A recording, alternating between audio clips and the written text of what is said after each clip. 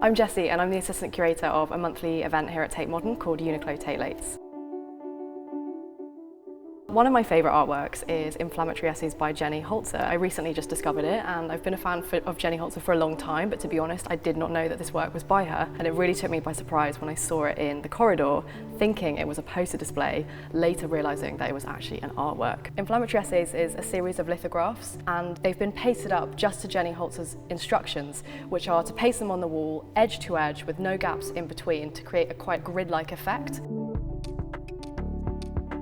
During my work at Uniqlo Tate Lates and trying to work with more women artists, especially activist artists, lots of the themes that we've been looking at are activism or women in the collection, for example. So I was really excited to see this work on the walls, especially with such strong, powerful political statements that really push boundaries and get people to question what they're seeing around them. Jenny Holzer is an American artist. She went to art school in the 1970s. She's very much an activist artist. She makes very strong statements, often blending poetics and politics. And originally her early work that she created in the 70s and 80s, like this one, Inflammatory Essays, was pasted out on the street like street posters. It was meant to echo advertising, billboards, as well as street artists. So they were very much anonymous. She didn't sign them. They were often defaced by people who just walked past them. So that's why here at Tate Modern, although they're inside a gallery, they have been pasted just straight onto the wall to give that kind of poster effect.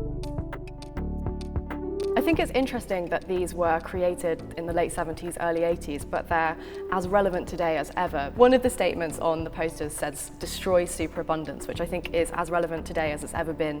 It just reminds me of this very, mass consumerist culture that we're living in, where we're all drowning in waste and we're also aware of it.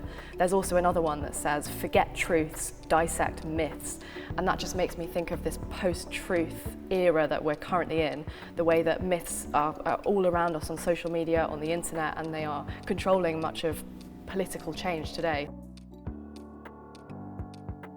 Quite dogmatic. Some of them are quite challenging, some of them are even quite aggressive. So they're up to the audience to take what they want from them, and also to make us question whether we should believe everything we read, whether we should agree with all the dogmatic statements that we're quite bombarded with in terms of social media and online.